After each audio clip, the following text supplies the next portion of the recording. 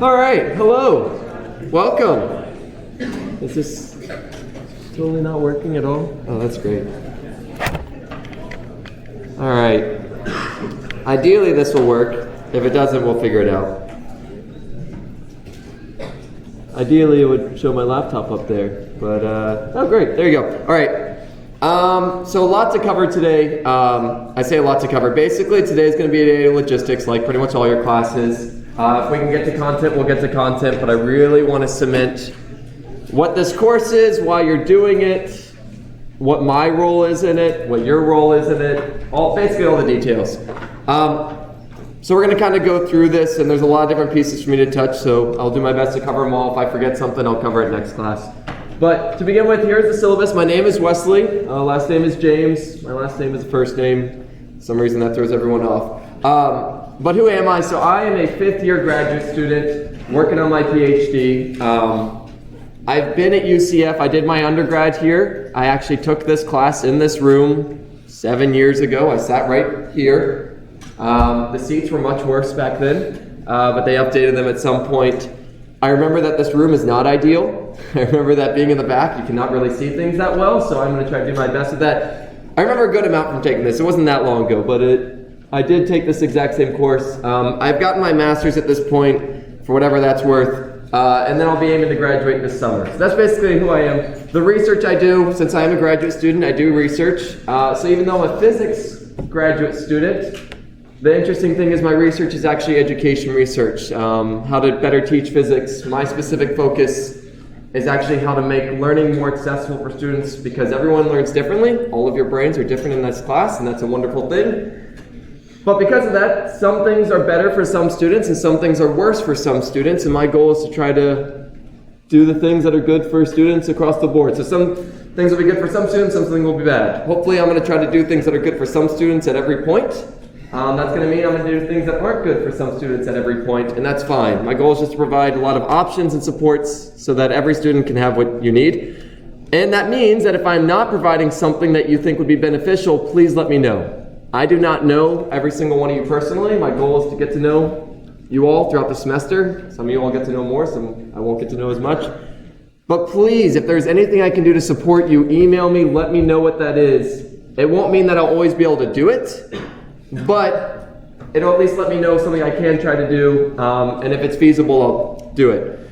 So towards that end, one of the things I do try to do, every single lecture is going to be screen capped. So basically at this point I'm capturing my video for this, it's being uploaded to YouTube, and then on the web courses, on the Pages tab, there will be a link to the video for that class. So every single class I'm going to try to do that. Sometimes there's technical difficulties and it doesn't work out, but that only happened like twice last semester. So it should be there every single time. This will be there. And I'll go through the web course in a bit, but that's just one thing. The other thing regarding the web courses is, we'll go through the syllabus and we'll jump back to web course in a bit. So there you go. My email is here, wesley.james@ucf.edu. You can also just shoot me an email through web courses. Either one works perfectly fine. I really find with either. Web courses is going to be your go-to place. Web courses will literally have every single thing you'll need for this class. I will not post anything anywhere else, and anything I do cover in class, anything I reference, anything I use will be available there. PowerPoints, any of the work I do in class, I draw on my screen, and then basically I draw on the PowerPoints, and then I upload the updated versions of those. So literally every single thing I write or say in this class will be available on web courses, so you can reference it later if you want to. The class, you already know what time and days it is because you're here today. So there it is, 11:30 to 12:20. It's here. Office hours are going to be in PSB 146. This is Physical Sciences Building. I don't know if some of you may know where that is, some of you may not. The Health Science Center, hopefully you know what that is. The building is directly to the right of that. So if you take this kind of outer ring and you go counterclockwise around the Union, you'll run into Physical Sciences Building. PSB 146 is on the first floor on the corner located near Health Sciences.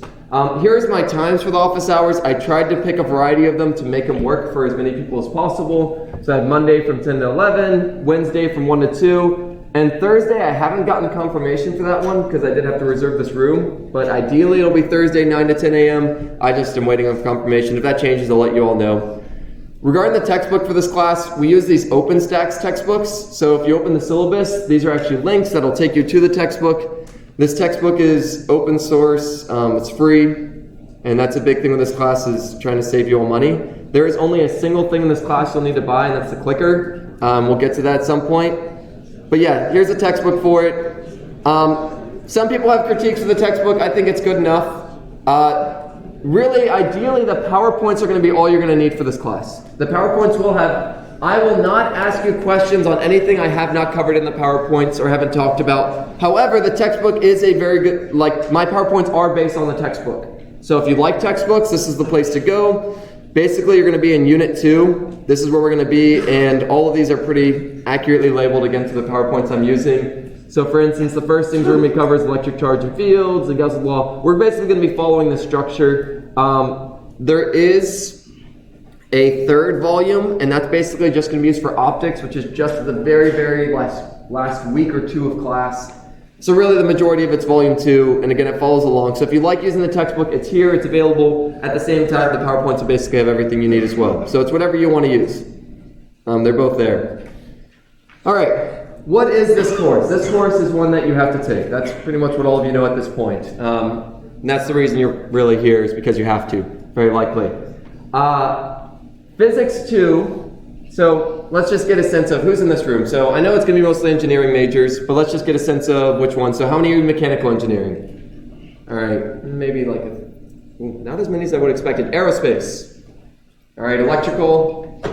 All right, electrical, I'll go ahead and tell you, this is probably going to be, this class is very important for you. Probably more important than any other major in this class. Physics majors, this is obviously going to be important for physics majors. Woo, we got 3. Great. Chemistry. All right, handful. Computer science. Wow, there's a lot of computer science. Nice. And in computer science, how many of you freshmen? Sophomores? Juniors? Yeah, seniors? Yeah, so computer science is interesting because you all are across the gambit of where you're at academically, whereas engineering majors, I'm going to assume you're pretty much in your first or second year. All right, what are civil engineering? All right, a few of you all. All right, what did I miss? What majors did I miss that's still Industrial, yep, forgot about that one. That's a good one, I like that one a lot. All right, what else? Oh yeah, who's industrial? Let me just see how many of you all there are. All right, a few people. All right, what's another major I didn't mention? Environmental engineering. Environment, is that a new one? That sounds like I hadn't heard of that one.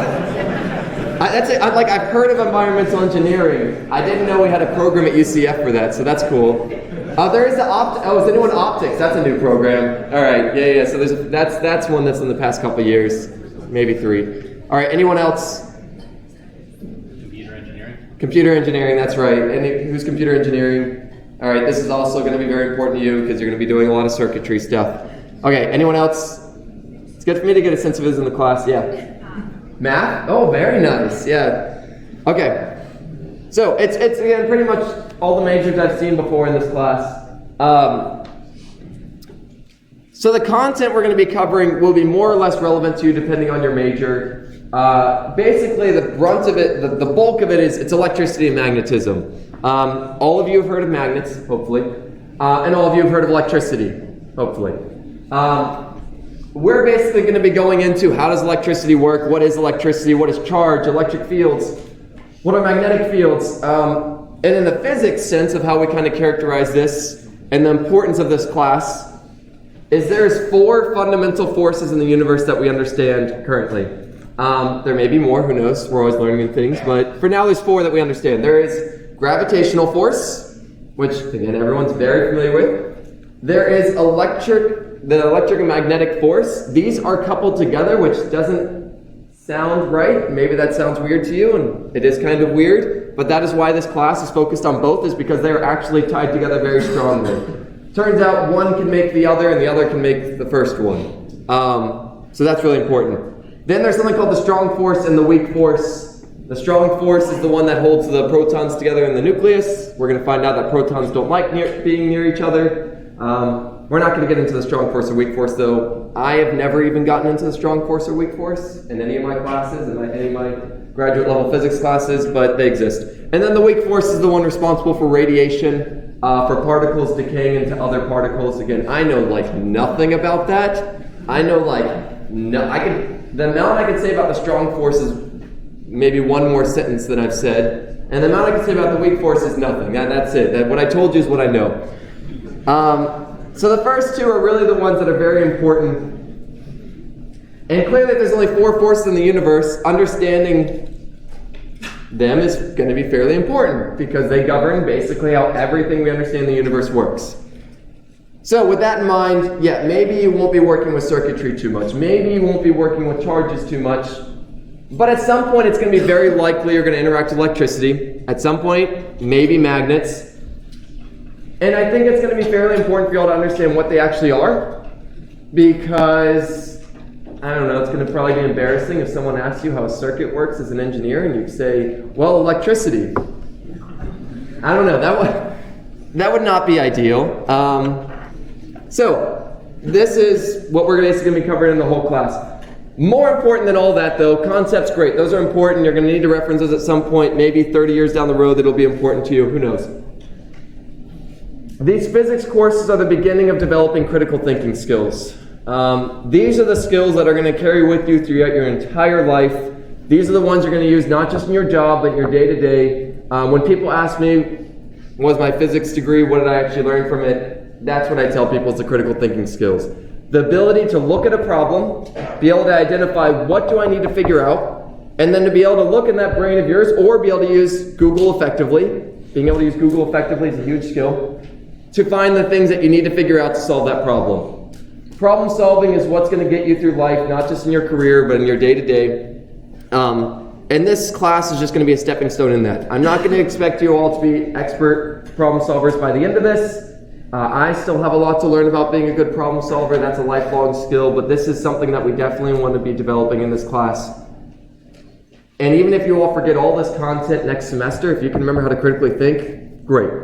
Because the important thing with this is, to be honest, so I taught this class for the first time last semester. And there were some things that I had forgotten since I had taken the class because I hadn't used it in 5 years or something like that. But because I had those skills, I could go back. Because I'd seen the stuff once, it was easy to kind of relearn it. But because I had the critical thinking skills, you can relearn the stuff easily.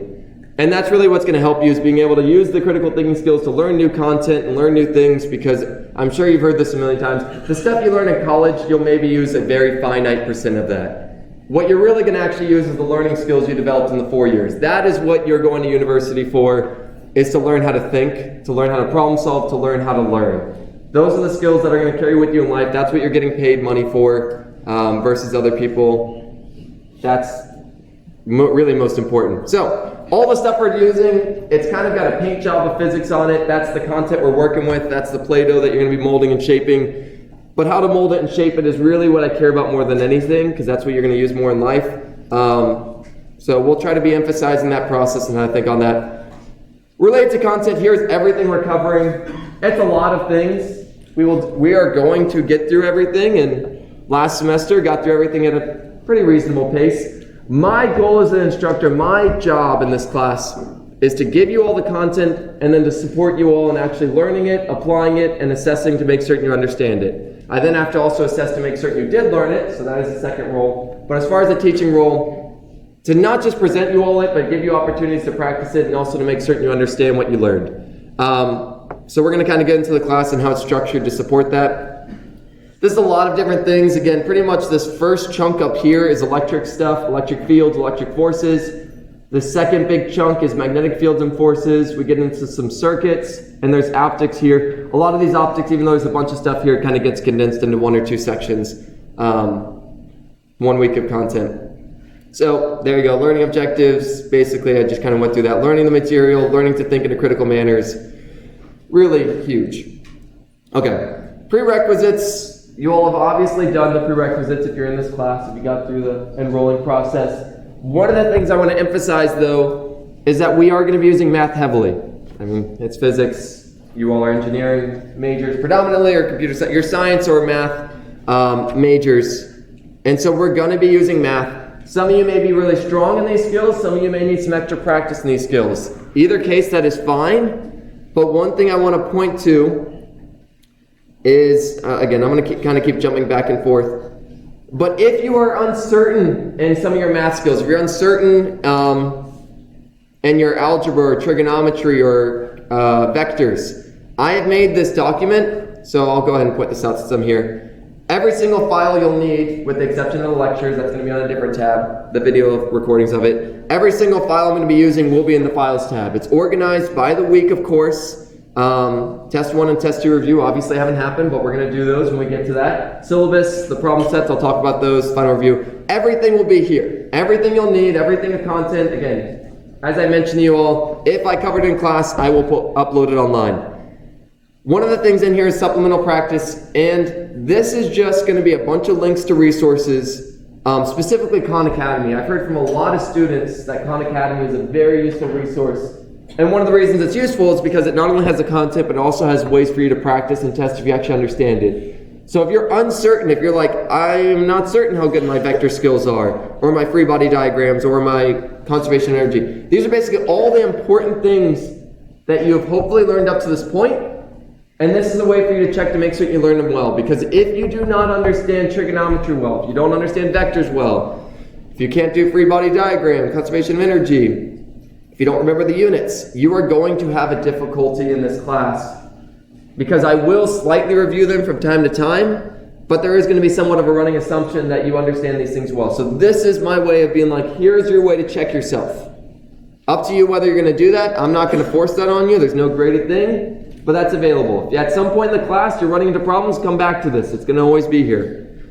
Okay, so that's that. Collaborative work. I really encourage you all to work together. That is up to you. If you want to work individually, if you want to work as a group, up to you. But I'm even going to give you all 5 minutes right now, a few minutes right now. Talk to the people around you, get to know them, get their contact information. Spend some time right now to do that because they are going to be a huge resource for you in this class. Get to know everyone. Or don't, up to you. Talk or don't talk, you have the opportunity.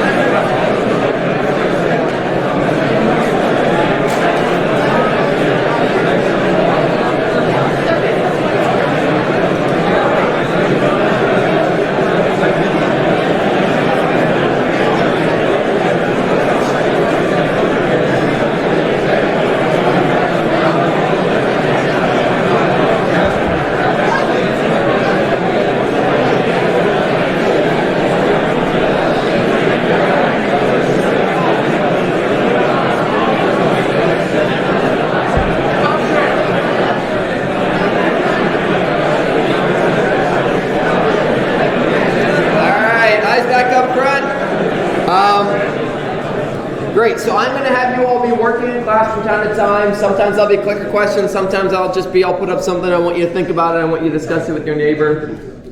But this is huge. Obviously, I'm going to do stuff in class, but please work together outside of class. That was very important for me. I eventually learned when I got to graduate school, that's how I study best. It took me to graduate school, I had to actually figure out how to study. But yeah, get their contact numbers, get their emails, work together, whatever works for you. This is a huge skill. This is the way the world works, is that pretty much nothing is working individually, time to time, that is important. But in the world we live today, it is pretty much impossible to accomplish anything of note without working with other people. So whether you like working with people or if you don't like working with people, unfortunately, that is a skill you're going to have to develop at some point. It doesn't mean you always have to do work with other people, but it is something you need to develop at some point. So why not now? But again, if you prefer working individually, you have that option. I'm never going to be forcing you all to work together. All right, so what is the structure of the course? What are the things I'm going to be giving you all to do to actually grade, give you points? Because ultimately, at the end of the day, you're going to get a grade for this class. So there is a few things, but again, it's all laid on web courses. So the first thing is I use the word homework. This class does not have traditional homework in the sense of I have weekly assignments where you have to do a certain number of problems and WebAssign or mastering physics. I don't have that. The only homework here, and it's kind of weird to even call it homework, is I have these assignments called Physics I Care About, which Again, on web courses are every single assignment along with their due dates, along with the details of what they are. So physics I care, I should mention this. You all should hopefully have heard, you're going to hear this in every single class, you have your financial aid activity, you have to do some activity the first week of class to make certain you get your financial aid in the appropriate time. For this class that is listed in the homeworks, it is called the financial aid activity. It's basically just a really quick survey about how you feel going into this course. Are you confident? Are you not confident? Is there things you're scared about? Is there things you're confident in? And this is just for me to get a sense of how you all feel coming into it. And then hopefully I can do things to address any of the concerns you may have. But related to the 3 physics I care about, these are super simple assignments. They are each due basically around the final, around each test. So physics I care about number 1 is due a couple days after test 1. Physics I care about number 2, a couple days after test 2. Physics I care about number 3 is due sometime after the final for the class. Assignment is really, really easy. It is literally just going to be covering, so all the content that will be on test 1, pick something we learned, pick something you're interested in, use that something you learned to describe that something you're interested in. All of you are hopefully interested in something. I am sure something you're interested in has electric fields. Again, it is one of the fundamental forces in the universe. I'm quite certain you can figure out something that this relates to. We cover a lot of stuff in this class. So literally you just have to write a few sentences. 2 is going to be quite short. 3 is probably better, just like a paragraph basically. It will not take you that long. And basically you just outline again, what's the concept, what's the thing you're interested in, how does that help you explain that thing. And then with this I need some visual. You can draw something, you can find a video that explains it, you can find a picture that already explains it, whatever you want to do, I just need some visual that helps describe it.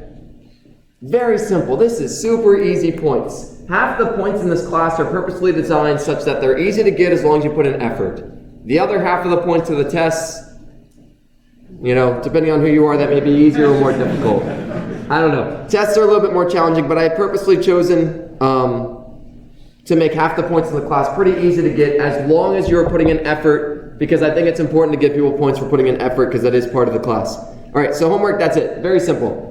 Quizzes are the things I'm using to replace the traditional homeworks. Quizzes, there's 10 of them throughout the semester. Again, they're all on here already. The due dates for every single one of them is on here, and the specific topic they're on is already on here. They will not open until later dates, so some of these won't open until the next week, and so that's just, you can't access them until we've actually covered the content on some level. But the quizzes are going to be 5 multiple choice questions.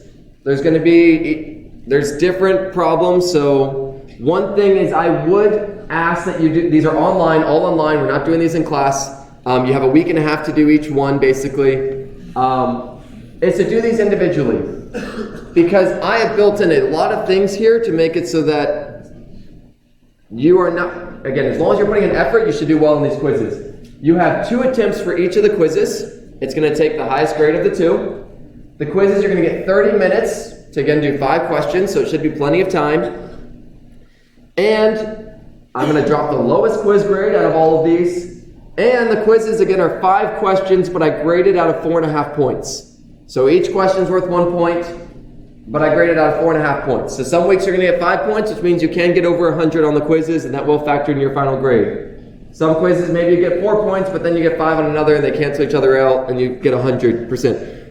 Last semester, the averages were pretty high for these, because it is not difficult to get high grades on these.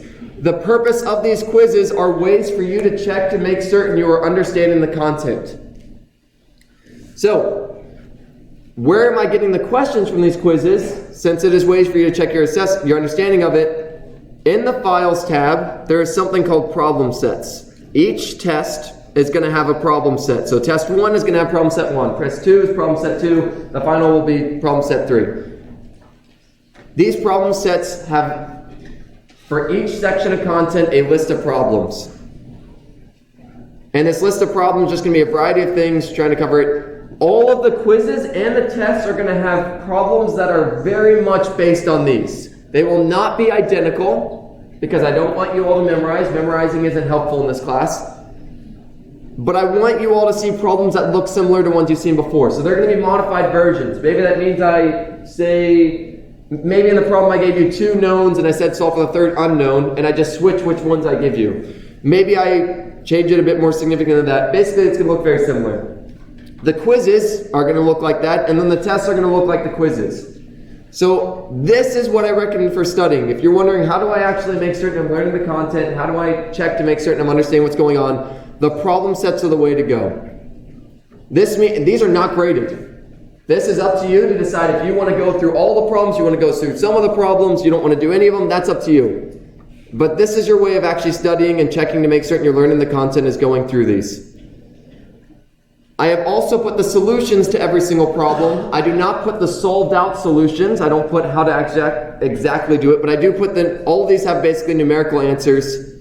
And so because of that, every single one has the answers here. They're all available.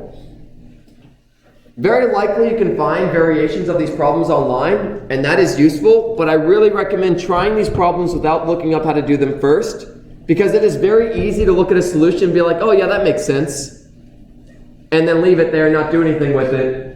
It is a whole different thing to struggle through the problem and actually try to get to the top and figure it out. So, I mean, it's like climbing Mount Everest. You can see someone else who's done it, you can look at them do that, be like, oh yeah, that looks easy. It's a whole different story to do it yourself. So please practice these. This is pretty much what I recommend doing to figure out if you understand what you're doing. So this is step 1, do the problem sets. Step 2 is do the quizzes. And then ideally with all that, you're prepared for the tests. That's the dream. All right, so there you go. Quizzes and tests. That's quizzes, a lot of things there. Tests, there's 2 midterms and 1 final. Ideally, I would be able to give more midterms, but unfortunately, I'm just kind of stuck with 2 based on other people's decisions.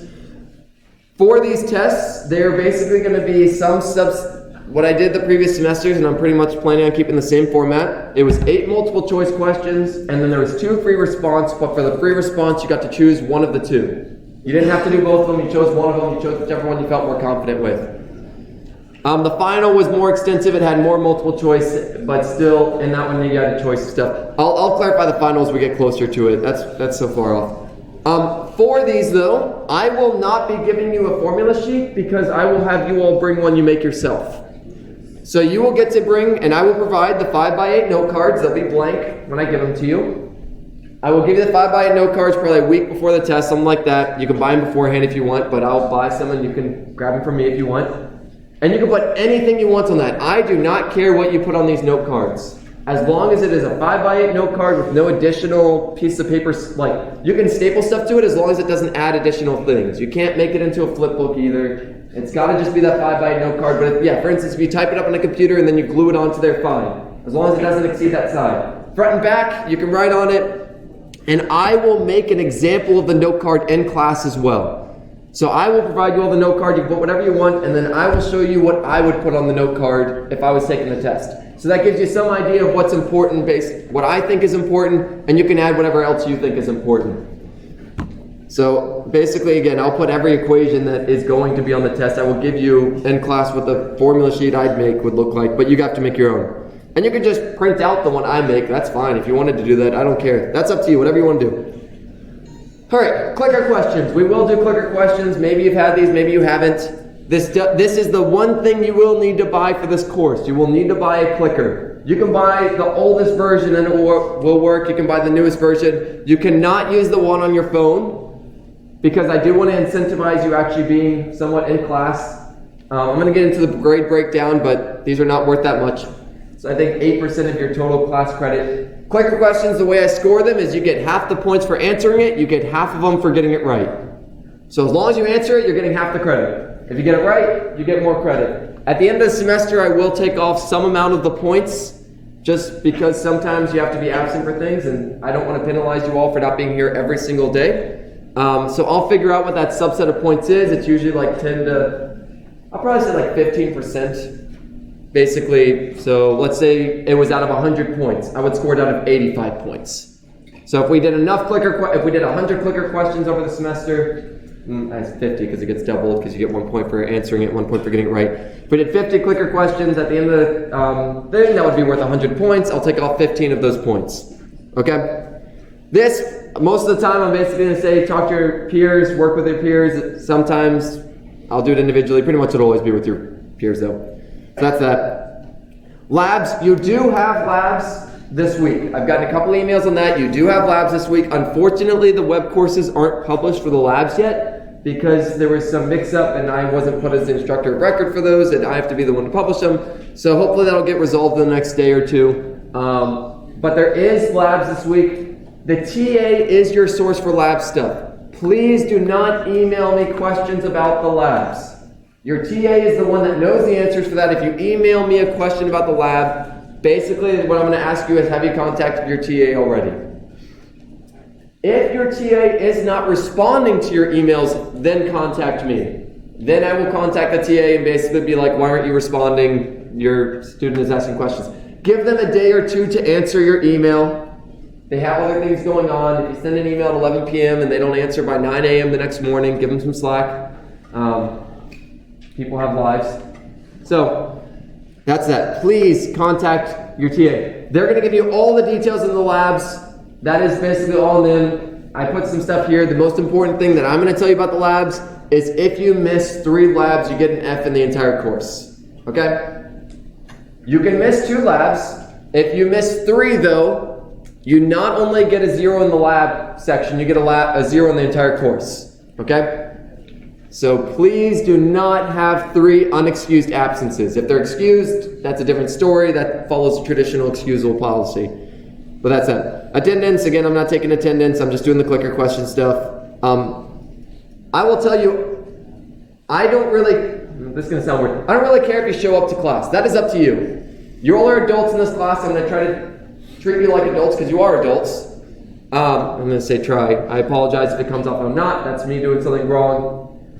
But yeah, you're adults, so I'm going to treat you like adults. I don't care if you show up to class. I don't care if you do the quizzes. I don't care if you miss the tests. This is all your decisions. I provide the structure. You all decide if you want to show up and do the stuff. So that's that. So if you can't make it to class, no problem. I'm not going to be upset with you. I'm not going to be angry with you. I want you all to succeed. But at the same time, if you choose not to, I'm not going to feel bad about that. I'm not going to be angry with you. That's your all's decision. You're all responsible adults that will make the right decisions for you, hopefully. And anything I can do to support you in that, I'm happy to do so.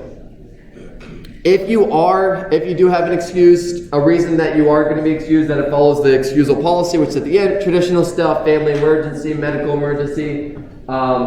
Just shoot me an email. I'm pretty much always happy to excuse it. If it is any kind of medical thing, if you can provide some evidence, I'm going to need just something, usually to just some kind of proof, but I'm going to lean on the case of excusing it. Again, not a big deal.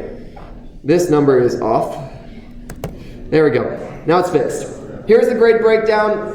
Homeworks are 6%. That's the physics I care about. Again, super easy points, basically 6% free points as long as you do it. I do read through every single one of those, okay? So if you do just write, basically I will give you points based on the amount of effort I felt you put in. If I felt you looked at it and spent 2 minutes on it, I'm not going to give you very many points for doing it. I want to at least show you put some effort into it, spend at least like 20 minutes. That's not, maybe up to 30. I doubt you're going to need 30 minutes to do this. Not very long. But if you spent 5 minutes, I'm going to be able to tell. I'm not going to give you many points for that. Clicker questions, went through that. Quizzes, 16%. And the labs are 20%. So if you add up homework, clicker question, quizzes, and labs, you're going to get 50%. Assuming my math is, yeah, great. It's still good. All right. Math is good. Again, that is the 50% of the class that is easy points. If you do these things, if you put in effort, the labs, that is an easy A. Quizzes, again, a lot of stuff there to make it so you can get good points on that. Clicker questions, as long as you're showing up, you're going to get the majority of points there. And homework, same thing. The other 50% is the exams. Each midterm is 15%. The final is 20%. I do not drop any of them. And I'll tell you, last semester I did not curve any of them. I do give partial credit on every single problem on the tests. Even though they're multiple choice, I give partial credit on every single one of them. The reason being is because there's only 8 multiple choice questions. Missing 1 would basically mean that you are at a 90%. So I'm not going to do that. So every single one of them has partial credit. I'll show you the rubric as we get closer to that. But the average scores last semester on the tests were like 75%-ish. So basically right where I kind of want them to be. Some people scored in the hundreds, some people scored in the 50s, very, very few people scored below 50%. If you scored 50% on the midterms and the finals, but you got 100% everything else, that still means you get a 75% in the class. So if it sounds like, oh, you got a 50% in your final or a test, you're like, oh man, I'm screwed. No, all that means is you lost 7.5 points in your final grade. That may sound like a lot to you, that may not sound like some to you. I don't think it's that many points. You can still get a really good grade even with getting a 50% on your tests. If you get a 50% in all of them, it's going to be a little challenging, but that's just to let you know that there's a lot of flexibility in this class for that. Here's the grading scale. I will tell you I adjusted it from last semester based on just how the scores were pretty high last semester. I wasn't certain how they would be. So it's following the traditional scale that you all have seen. Above 90% is an A, above an 80% is a B, 80% or above. I do round. I will totally round, so that's going to be a thing. And I will post the scores at the end so you'll have a chance to review them, all that kind of stuff. But there you go. That's the grading scale. Alright, basically everything else is kind of just the classic. You're going to hear this in every class. Missing work. For the quizzes, I do give a couple days of leeway where you get 10% off for each day after it. I cannot give you forever to do the quizzes because I post the solutions for the quizzes. I am not going to let you do the quizzes after I post the solutions. Hopefully that's pretty obvious why. But there is a couple days of leeway there, but just, try to do them in time. You have plenty of time. Cell phone use. This, again, I care and don't care about. You are welcome to do in class what you want to do as long as it does not distract the people around you. Okay? Again, if you want to pay attention during class, that's fine. If you don't want to pay attention, that's fine. I only start caring when it affects the people around you, and that's when I'll maybe make a remark on it if I see stuff going on or people are being too noisy or stuff like that. So, again, do what you want, whatever you think is best for you. I know during classes I've needed to just take breaks from time to time and just look at my phone for a bit. That's fine. I'm not a stickler on that. As long as it's not distracting the people around you, no problem. Academic dishonesty, don't cheat or I'll fail you. I mean, that's pretty much that in summary. That's straightforward. During tests, there's proctors, I'm going to be looking around. If I see cheating, I will call you out on it. I mean, there's standards that we have to uphold. Accessibility. So there may be some students in here that are making use of student accessibility services. Want to let you know I fully encourage that. If there's anything you need extra, please let me know. And again, this extends to anyone. If there's anything I can do for you all, please let me know. I may not always be able to do it, but please let me know so I at least know what it is, and maybe if it's possible, I'll try to do it. So yeah, if you do have any of those student accessibility services, please sign up with them sooner than later because I know that can limit what you have access to, so please do that sooner than later. And then I'm happy to do whatever I can there.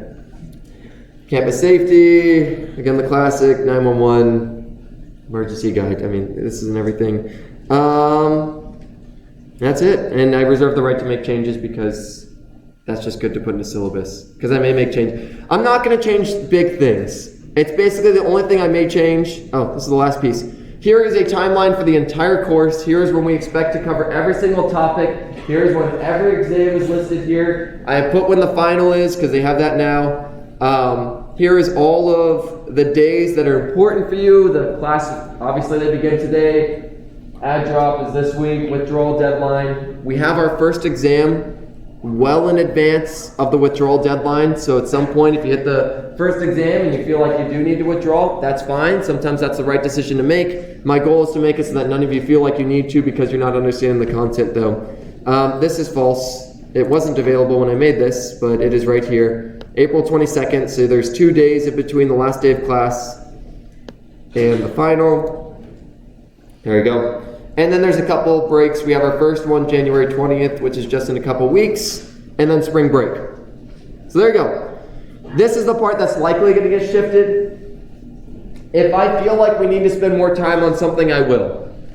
At the same time, we do have to cover a certain amount of things, so there is some flexibility built into this, but that's the part that may change. It may shift a bit. The exam dates will not change. I will not change the dates of the exams. What I may end up doing if we end up moving a bit slower or moving a bit faster is I'll just say the exams are covering this content versus this content. Okay, so ideally, exam 1 is covering everything up here. Ideally, exam 2 is covering everything up here. The final exam is cumulative. Because the goal is that the final is assessing the goal by the end of the class is that you all learned everything. If I don't assess you all on everything, if I don't give you a cumulative final, that means I didn't expect you all to learn everything. So, that's the reason for a cumulative final. I know they suck. I know they're way harder. But if the point at the end of the class is that you've learned all these things and that's what the grade represents, then I should be assessing that. Yep. Just to be clear, inductives won't be on Exam 2. No, very likely. And we'll get into the nitty-gritty exactly what will be on there, but very likely no. So the quizzes are basically structured, like I think for inductance, the due date for that quiz is after Exam 2, which means I will not assess you on that beforehand. I will not give you a test on something I have not quizzed you beforehand. Because again, the quizzes are to give you a sense of what you've learned, and I don't want to give you a test on something that you haven't had a chance to test whether you understand it yourself first. Okay. That was a lot. We spent a lot of time on that. But this is really important. This is the structure of the class. This is what it's going to look like. This is for your all's information. I provide the structure. I provide the content. Then outside of class, it is up to you to actually work and do the material. That is your role in the class. I can basically put it in front of you and do all the supports I can, but it is ultimately up to you to spend the time that you need to do. Ideally, this should not be an exorbitant amount of time you need to spend outside of class. If you do feel like it is overwhelming, please talk to me, and again, we can figure out how to support you in that, or what things I can maybe change on my end. But this is a two-way street. I do stuff, you do stuff. Ideally, I am putting as much time in each week as you all are putting in time. That's my thought process with this. And I'm going to go ahead and tell you, I don't plan on spending a ton of time each week. I don't plan on spending, obviously I'm spending the time in class now. Obviously I'm going to spend time, I've already put all the PowerPoints for the entire semester on here. However, I will very likely be going through these and maybe adding or tweaking things. Because the goal is that I did not make the perfect PowerPoints last semester. I'll go ahead and tell you that now. Teaching it for the first, even if I had taught this for 10 years, they wouldn't be the perfect PowerPoints. So I will probably make tweaks, add some things to hopefully make it more relevant to you, more interesting, easier to understand. But everything is in here. If you want to preview the PowerPoints, the bulk of the content will be there. It's available. Yeah, and that's pretty much the last thing I'm just going to show you. So I didn't, because I imported this web courses from last semester. Technically, every video from all my lectures last semester are here. I'm probably going to I'm debating whether to delete those or not. I may leave them in case you want to view them. I don't really care if it can't hurt to leave them is my thought, so I may just leave them. But I'll be adding the new ones. So for instance, today's class, it's 1/6/20, January 6th, 20th. If you click here, it is actually streaming right now. So even if you are not able to make it to class right now, it is actually streaming. So you can still view it no matter where you are. It's a little bit off, maybe like 10, 20 seconds or something like that. But it's there. And then it automatically gets uploaded, and this link then takes you to the video of it. These videos, last semester I had them as unlisted, which means only you could access them to the link. Now they're listed, so if you do subscribe to the YouTube channel, it will update you when each one gets posted. That's that. Other than that, very last thing. Clicker questions. I am going to start giving you credit for clicker questions next Wednesday. I will send out an email with this to make certain you all have it in writing, because currently it's not anywhere in writing. So the 15th is the first day I'm going to start giving you points for clicker questions. To register your clickers, you're going to go to the iClicker tab, you're going to hit it, you're going to hit remote registration, it gives you the instructions. You have to do that by next Wednesday. There's basically, at that point, if you say I haven't done it yet, I'm going to say, not much I can do. You'll miss maybe a few points worth of points. It's not a huge deal. But other than that, that's it. If you have any questions, I'll be up here. Feel free to come ask me. Otherwise, have a great rest of your day. First week of classes, all that jazz. Hi, I have a weird question. Yeah, sure. This lost and found thing, do you know? It's pointing like to the right. Oh. It's not a big deal. I lost my keys like over a year ago, but I thought it would be really funny if... So there's no... Basically, usually they just stick up here. Yeah. And it would be hanging from that little clip there if they were there. I've never seen anything up there because I don't even know how you would get them up there.